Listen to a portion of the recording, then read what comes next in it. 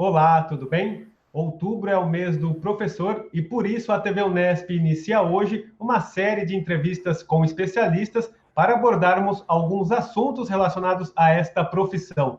Toda sexta-feira e até o fim deste mês, nós vamos trazer uma discussão nova. E para iniciarmos a série hoje, nós vamos falar sobre um assunto que tem gerado bastante discussão por todo o país: a reabertura das escolas e o risco de contaminação pelo novo coronavírus.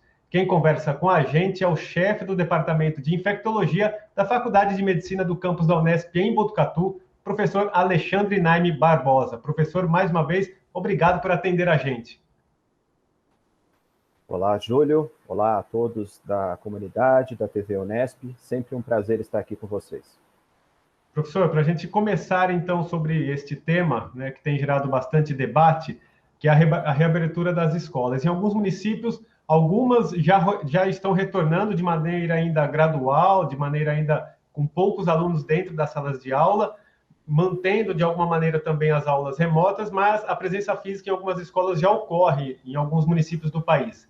Diante do que a gente conhece hoje do comportamento desse vírus, diante também de algumas experiências já ocorridas em outros países de retomada das aulas presenciais, o que você diz? É o momento da gente retornar com as aulas, pelo menos no Brasil ou no estado de São Paulo, de alguma maneira?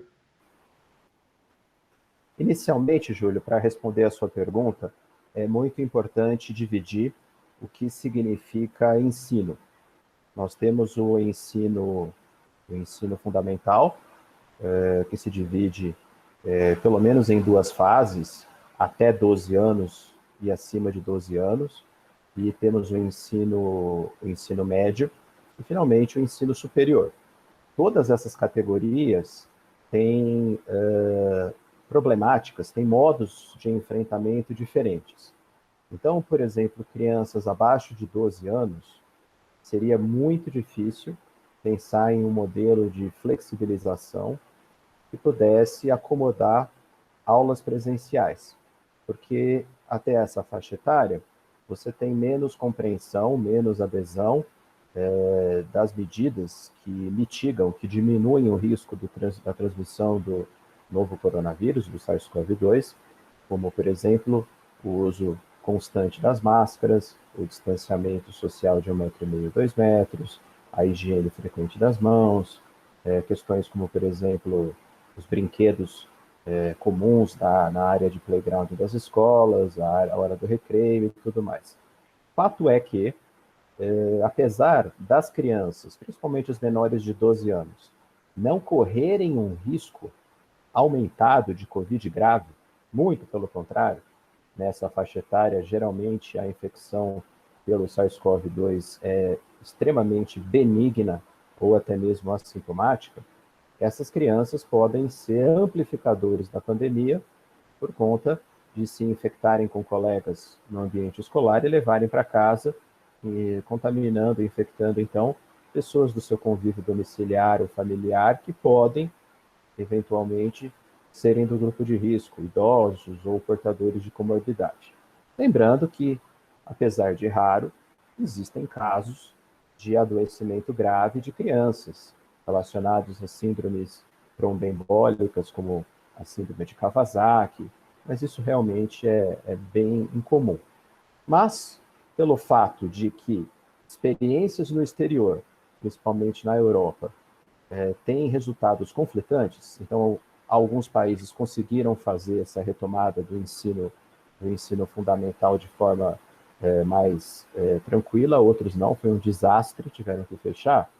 Não é recomendado, a não ser que a escola tenha um rígido protocolo de segurança, e isso significa muitos apoiadores, muitos cuidadores, muitos educadores disponíveis. Não é recomendado que, pelo menos abaixo dessa faixa etária, a retomada das aulas seja feita. Quando a gente fala de adolescentes, pré-adolescentes acima de 12 anos, que estão no ensino médio, a compreensão, a adesão talvez seja maior, pelo menos dentro do ambiente escolar.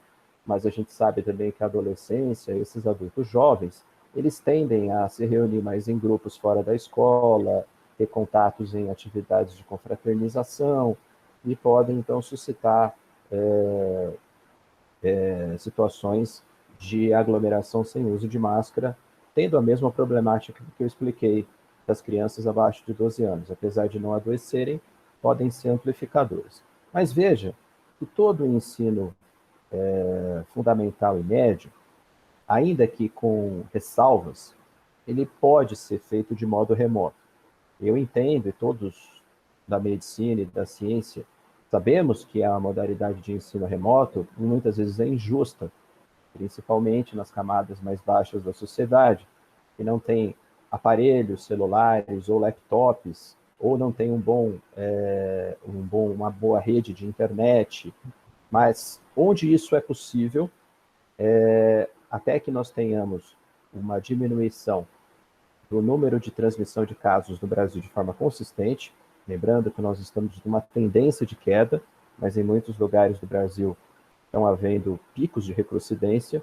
Então, enquanto houver uma transmissão que ainda vitima cerca de 600 a 700 pessoas por dia, hoje nós estamos começando outubro, né? E é mais ou menos isso o número de óbitos, entre 600 a 700. Não é recomendável que as atividades de escola, pelo menos no âmbito público, no âmbito geral do ensino fundamental e médio, sejam retomados. Agora, quando a gente passa do ensino superior, vamos falar aqui da nossa Unesp, né? Existem algumas estratégias que podem facilitar aquelas atividades que são inequivocadamente ou essencialmente presenciais. Eu vou dar o exemplo da medicina, mas tenho certeza que os colegas vão se espelhar em outras áreas do conhecimento. O nosso internato, que é o estágio dos alunos de medicina no hospital, para eles terem contato com o paciente, fazer uma anamnese, examinar o paciente, discutir caso, participar de cirurgia e tudo mais. É impossível fazer isso de modo remoto. Então, o que nós fizemos aqui na Faculdade de Medicina? Até o 4º ano, que tem 90% da carga somente teórica, modo remoto. Então, tudo que pode ser feito teórico, modo remoto.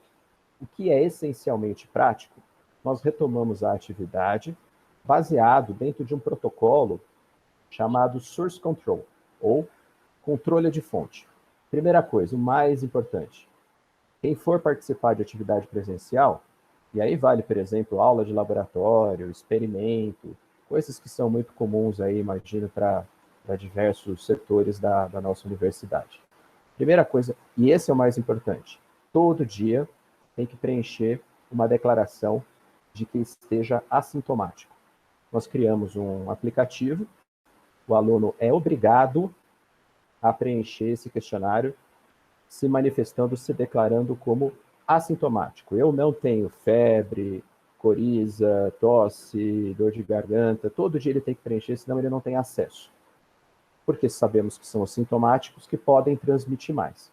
Em se declarando sintomático, obviamente ele não vai participar da atividade presencial e automaticamente já vai ser testado para Covid.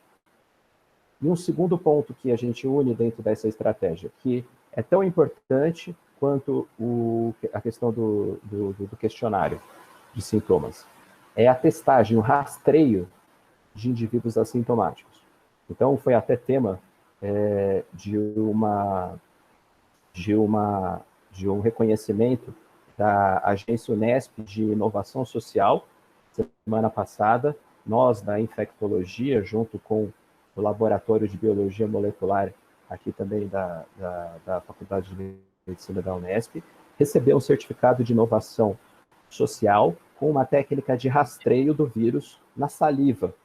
Então, eu não preciso mais ficar fazendo aquele exame do cotonete, que às vezes é muito incômodo, mas na saliva é possível fazer um teste de biologia molecular, o mesmo que é feito no SWAB, que é o RT-PCR, só mudar a amostra, e com isso eu consigo procurar o vírus, inclusive em indivíduos assintomáticos, de uma forma mais rápida, mais tranquila, menos dolorosa e também mais econômica, porque eu posso fazer 8 a 16 estudantes a cada rodada de um PCR. Então, ao invés de fazer um SWAB, um cotonete por PCR, que você imagina que o custo seja mais elevado, são 8 a 16. Então, tudo isso é um planejamento, que inclusive, como eu disse, né, recebeu como se fosse uma patente, esse reconhecimento de inovação social, e que nós estamos até oferecendo, já oferecemos, a reitoria já está usando e muitas outras unidades também podem usar, na questão da retomada das atividades presenciais essenciais. Lembrando que aquilo que é teórico deve continuar de modo remoto, inclusive reuniões administrativas e tudo mais. Muito bacana esse protocolo, professor. Certamente dá muito mais segurança para todos envolvidos no processo. Pensando agora na escola, na educação básica, no ensino fundamental, médio, você até já citou, a gente sabe que crianças e jovens não compõem o grupo de risco, normalmente são assintomáticos ou quando tem sintomas, são sintomas bem leves, e eles passam pela doença de modo até tranquilamente. Pensando nisso, a reabertura das escolas significa mesmo um risco maior de contaminação para os professores, que normalmente são pessoas mais adultas, alguns até mesmo perto da terceira idade, com algum fator de risco aí que pode ser perigoso para a doença. Os professores, então, são o lado mais frágil dessa reabertura? Você tem toda a razão, Júlio. A análise, né, da retomada do ensino fundamental e médio passa, como eu disse, por uma questão de amplificação. Em toda epidemia, em toda doença de transmissão respiratória, seja por influenza ou vírus que causa resfriado, como adenovírus, rinovírus, e agora o SARS-CoV-2, que é o causador da Covid-19, as crianças geralmente têm um comportamento clínico bastante benigno, mas acabam, até por força do contato próximo, né, daquela questão de que a gente abraça mais as crianças, os professores vão corrigir a lição de casa ali no pé de ouvido do aluno, aquela proximidade maior. Então, as crianças acabam realmente sendo grandes veiculadores, grandes propagadores desses vírus de transmissão respiratória. Então, a resposta é sim. A preocupação que nós temos com a retomada do ensino fundamental e médio não é essencialmente com as crianças, com os pré-adolescentes, com os adolescentes. Ainda que haja um ou outro caso grave, isso é muito raro, de Covid-19 em crianças, pré-adolescentes e adolescentes. É uma fatalidade. Agora, tanto os familiares dessas crianças quanto os professores, eles vão estar expostos de modo exponencialmente perigoso. Obviamente, as escolas que fizerem retomada têm que seguir rigorosos protocolos, que incluem, obviamente, o uso de máscara, o distanciamento social e a higiene das mãos. Além de, muito importante, coisa que eu já citei, esse questionário de sintomas. Esse talvez seja das barreiras mais importantes, né, para bloquear a entrada de pessoas que transmitem com mais facilidade. Mas a gente tem exemplos de escolas que já retomaram as atividades, principalmente escolas privadas, e o professor ele vai paramentado como se fosse nós, médicos infectologistas, como quando vamos atender pacientes COVID, né? Eu vi outro dia, participei de uma orientação para uma escola particular que quis retomar as aulas, os pais querem retomar as aulas, o professor estava de máscara cirúrgica, aquele face shield, né, que é aquele capacete de acrílico, com avental cirúrgico e luva. E eu disse a eles, olha, se você quiser vir atender um paciente aqui com a gente, você já está paramentado, porque é exatamente isso que a gente usa, né? Faltou só o gorrinho cirúrgico. É uma proteção bem interessante. Vou te dar um dado efetivo, que eu acho que eu já comentei em outra entrevista. Até agora, a gente tem uma equipe aí de 20, 22 infectologistas aqui na Faculdade de Medicina da Unesp que atende pacientes COVID, tivemos 0% de infecção. Nenhum de nós, infectologistas, se infectou. É lógico, né? A gente tem o cacoete, tem o hábito de saber se paramentar. Mas dá para retomar com esse tipo de atividade. Agora eu pergunto, é essencial? Não dá para fazer de forma remota? Essa é uma pergunta que não cabe a mim responder. Eu sou médico, sou cientista, as escolas têm que buscar isso dentro do corpo de educadores, para ver se isso é passível, até se do ponto de vista financeiro, e dentro também do corpo de alunos e de pais e de responsáveis, para saber se eles julgam isso essencial. Porque ainda que todas essas medidas de proteção diminuam bastante o risco, não é um risco zero. Mas aí cada situação tem que ser colocado na balança se vale a pena retomar essas aulas teóricas que poderiam ser feitas de modo remoto.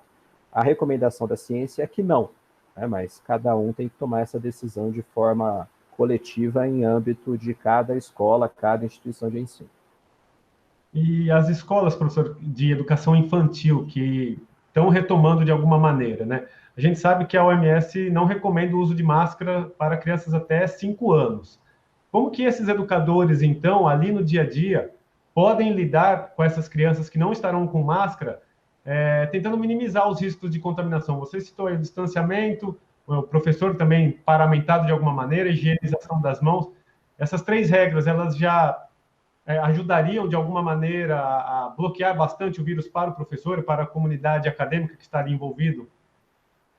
Vamos pensar, então, de forma prática, né, um exemplo de um jardim de infância, né? Crianças até 5 anos. Realmente, eles não devem usar máscara porque eles vão mais acabar se contaminando do que outra coisa. Porque vão colocar a mão. É impossível que você peça para uma criança de 5 anos a maturidade para usar uma máscara de forma correta. Isso é completamente não pragmático. E tem o risco, inclusive, bastante trágico de sufocamento com a máscara, se você não estiver extremamente atento às crianças. Então, a relação custo-benefício é baixa. Só que aí os educadores, eles têm que estar extremamente paramentados. Até porque, nesse tipo de escola, como é que você vai impedir que as crianças entrem em contato, vão brincar, um não vai mexer com o outro? Isso é muito difícil. Aí o educador vai ter que fazer essa paramentação que eu expliquei para você. Ele vai ter que usar máscara, com certeza algum tipo de proteção. Aí sua máscara não cabe, vai precisar de algum tipo de proteção para a mucosa ocular, e a máscara, o princípio básico, como todos vocês sabem, é proteger a mucosa nasal e a mucosa oral. A mucosa dos olhos fica desprotegida, geralmente, para quem não usa óculos, né? E mesmo quem usa óculos como o seu, por exemplo, tem as arestas, né? Tem esse lado que fica desprotegido. Mas, se as duas pessoas estão usando máscara, mesmo que eu tenha um sintomático, não vai ser transmitido. Agora, nesse caso que a gente está discutindo, que as crianças não vão usar máscara, o professor vai precisar de um tipo especial de proteção, que pode ser um óculos com vedação total, aqueles óculos que a gente chama de cirúrgico, mas qualquer óculos que tenha vedação total da face lateral do rosto, ou aquele capacete, o Face Shield. Lembrando que não adianta só usar o capacete de acrílico, o Face Shield, porque sem a máscara, porque as gotículas podem entrar por baixo. Então tem que usar o Face Shield e a máscara. Vou dizer quem tem 7 meses de uso desse equipamento. Extremamente desconfortável, ainda mais nesse verão antecipado que nós estamos vivendo, né? Mas, como eu disse, a depender do entendimento de cada instituição de ensino, de cada escola, isso pode ser feito, né? Desde que seguir essas regras. Então, o professor tem que se paramentar muito bem, inclusive prestar muita atenção com a higiene das mãos, não tocar olhos, nariz e boca, usar a máscara, usar a proteção ocular, porque ele vai ter um contato muito íntimo com crianças potencialmente transmissoras sem uso de máscara. Professor, alguns municípios, né, e o mais destacado que a gente sabe aí é o município de São Paulo, tem realizado inquéritos sorológicos para tentar basear as ações do governo, principalmente também nessa questão de retomada das escolas, das aulas presenciais. Explica para a gente, de uma maneira simples, o que é um inquérito sorológico, que tipo de informação relevante ele pode trazer para balizar essas ações do governo? O inquérito sorológico é um tipo de pesquisa que é feito com dosagem no sangue de anticorpos contra o Covid-19. Ele vai mostrar quantas pessoas já tiveram contato com o vírus. E a gente sabe que se uma população, vamos imaginar um bairro de São Paulo, o bairro da Penha, se eu faço um inquérito lá e encontro, por exemplo, 70% das pessoas já com anticorpo contra o Covid, eu imagino, posso extrapolar, que nessa população não vá circular, pelo menos transitoriamente, pelo menos num curto espaço de tempo, não vá circular com tanta força o vírus, porque eu tenho algo parecido com imunidade de rebanho. Então, quanto mais eu exponho as pessoas, elas ficam algumas doentes, outras muito doentes e morrem, mas também eu tenho um número muito grande de pessoas recuperadas. E aí, pelo menos transitoriamente, as pessoas não se reinfectam. A gente não sabe quanto tempo dura a resposta protetora após o episódio COVID? Essa é uma pergunta que ainda não tem resposta. Depois de 3 a 4 meses, o nível de anticorpo costuma cair. A gente não sabe se isso tem relação com perda da proteção ou se outro mecanismo da resposta imune, como, por exemplo, a resposta imune celular guiada pelos linfócitos T, pode fazer uma linha de defesa. Mas a ideia é saber se nessas populações que já o vírus já circulou bastante, vou te dar um exemplo, Manaus. Manaus tem 66% de pessoas com anticorpo positivo em doadores de sangue. E aí se imaginou, então, que já tinha atingido a imunidade de rebanho. Infelizmente, uma semana depois que esse estudo da Fiocruz foi publicado com esses dados que eu estou te contando, houve uma explosão de número de casos, só que em outros setores da cidade. A gente sabe muito pouco. E por mais que seja aflitivo que os estudantes não estejam frequentando as aulas desde fevereiro, desde março, com certeza não temos dados que permitam, com segurança, retomar as atividades estudantis, principalmente nas crianças de menor idade, porque elas vão ter menos adesão às práticas de prevenção. Tudo que for feito vai ser experimental, vai ser realmente um laboratório ao vivo, como a gente viu em muitos países da Europa. Alguns deram certo, talvez porque tenham um rigor em termos de sociedade, de cumprir mais regras. Não vamos querer comparar, por exemplo, o comportamento de um estudante japonês com um estudante brasileiro. São culturas diferentes, sem criticar uma cultura ou outra.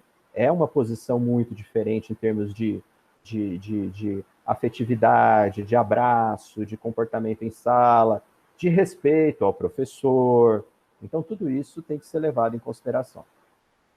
Você até já citou aí de uma maneira mais superficial, professor, mas a minha próxima pergunta seria se um professor que já tenha contraído a doença, se ele tem mais segurança para retornar às aulas presenciais. Então, não sei, na verdade, né? Porque, como você disse, não dá para saber quanto tempo os anticorpos atuam ali no corpo, né? Na Covid-19, nós ainda temos muito mais dúvidas do que certeza. Mas a informação de que se eu tive Covid, eu estou protegido para o resto da vida, ela não é verdadeira, ela é incerta.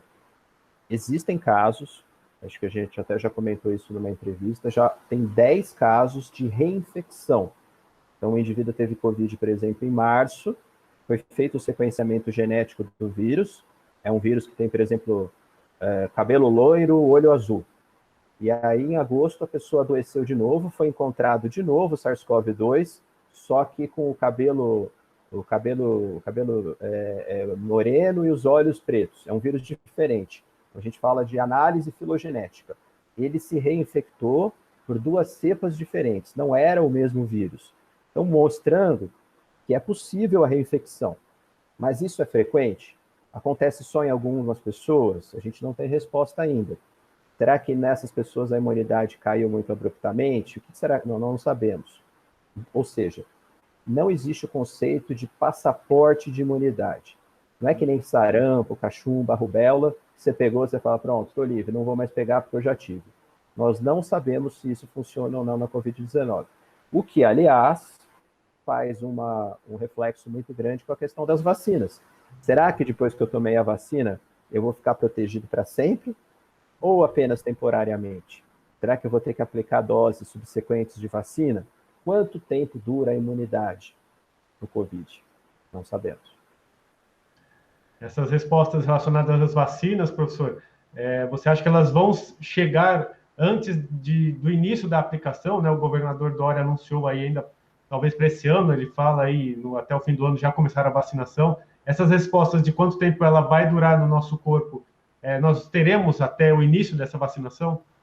De forma nenhuma. Essas respostas só vão chegar quando a gente acompanhar esses indivíduos que entraram na pesquisa por um tempo prolongado. Então, por exemplo, vou citar os dados da vacina da Sinovac, a Coronavac.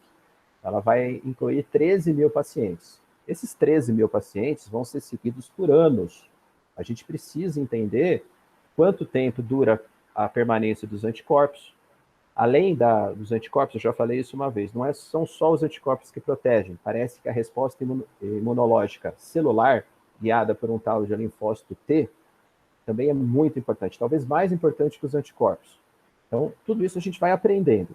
O que a gente sabe e motiva a expansão da vacina já numa fase preliminar é a seguinte: esses anticorpos que eu faço durante 3 meses, pós-episódio de Covid ou pós-vacina, tanto faz, eles são neutralizantes. Eles impedem a replicação do vírus. Então, na pior das hipóteses, eu vou estar dando aí 3, 4, 5 meses de proteção. O que dentro de uma pandemia que, infelizmente, acabou de alcançar 1 milhão de óbitos no mundo, e no Brasil chegando a 150 mil, já é alguma coisa. Não seria excelente, mas já está, pelo menos, um resultado razoavelmente satisfatório. Lembrando que as vacinas vão ser aprovadas com um sarrafo muito baixo. Qualquer vacina que dê proteção acima de 50% vai ser colocada em prática, e tem que ser colocada em prática, porque nós não vivemos uma situação de poder esperar. Se eu consigo salvar 50% dos óbitos Covid, eu estou no lucro. É lógico que a gente quer uma vacina que protegesse como as outras. Por exemplo, febre amarela protege 97%, 98%. É uma vacina muito boa. Mas eu não posso ficar esperando chegar nesse nível de excelência para uma doença que está matando 700, 600 pessoas por dia no Brasil e que já matou 1.200 pessoas por dia no Brasil, e países aí como Bangladesh e Índia, que estão entrando em verdadeira tragédia nacional. Para a gente encerrar, professor, o nosso bate-papo, para as escolas aí que estão optando pelas necessidades delas de reabrirem, de receber os alunos de maneira presencial, como elas devem preparar o ambiente, além de toda essa questão da higienização, do uso de máscara, distanciamento, mas numa sala de aula, por exemplo, tem que deixar tudo aberto, portas e janelas, não ligar o ar-condicionado? Que tipo de dicas dá para a gente deixar? E também para o profissional de educação, para ele vir um pouco mais tranquilo para essa aula, o que dá para a gente falar para ele? Infelizmente, Júlio, não existe receita de bolo para a retomada das aulas. Cada escola vai ter que particularizar, individualizar um protocolo de retomada. Porque cada escola tem uma planta física diferente. Tem situações de área de sala, área física, metros quadrados diferentes. Localizações diferentes. Algumas têm, outras não têm ar-condicionado. Então, para isso, é necessário uma consultoria, é necessário que eles contratem, chamem, tenham o apoio de profissionais que vão fazer, primeiro, uma análise da estrutura física da escola, do corpo de educadores.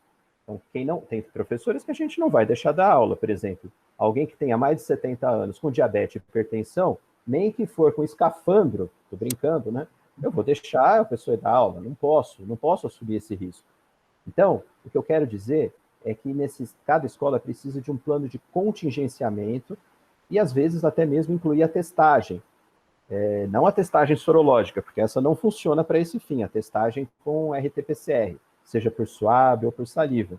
Cada escola vai precisar elaborar um planejamento individualizado, particularizado, de controle de fonte, de redução de danos. E, para isso, é necessário o apoio de especialistas. Nós, aqui da Faculdade de Medicina de Botucatu, temos prestado esse tipo de assessoria para diversas unidades da Unesp e também para escolas particulares ou públicas que queiram retomar algumas atividades que são essenciais do ponto de vista presencial. Lembrando que a recomendação anterior persiste. Se a atividade não for essencialmente necessária do ponto de vista presencial, puder ser feita de forma remota, que assim o seja. Nós estamos fazendo isso aqui. Até o 4º ano da Faculdade de Medicina, atividade remota. Que dá para fazer, dá para você dar aula. Tem, obviamente, as suas perdas didáticas, mas é muito menos perigoso e muito menos essencial do que, por exemplo, um estágio prático que precisa ser feito à beira do leito junto com o paciente. Tá certo. Professor Alexandre Naime Barbosa, chefe do Departamento de Infectologia da Faculdade de Medicina da Unesp em Botucatu. Mais uma vez, muito obrigado pelos esclarecimentos aqui com a gente. Foi um prazer, Júlio. Um grande abraço a todo mundo da comunidade Unesp e da TV Unesp. A gente fica por aqui. Você pode rever este conteúdo e outras produções da TV no nosso site e também no nosso canal do YouTube. Lembrando que toda sexta-feira, ao longo deste mês de outubro, nós traremos uma discussão inédita sobre o universo da educação, o universo do professor. E também vamos trazer em nossas redes sociais alguns materiais, algumas reportagens e conteúdos especiais que já produzimos ao longo da história da emissora no universo da educação. Então, fique ligado nas nossas redes sociais e até a próxima.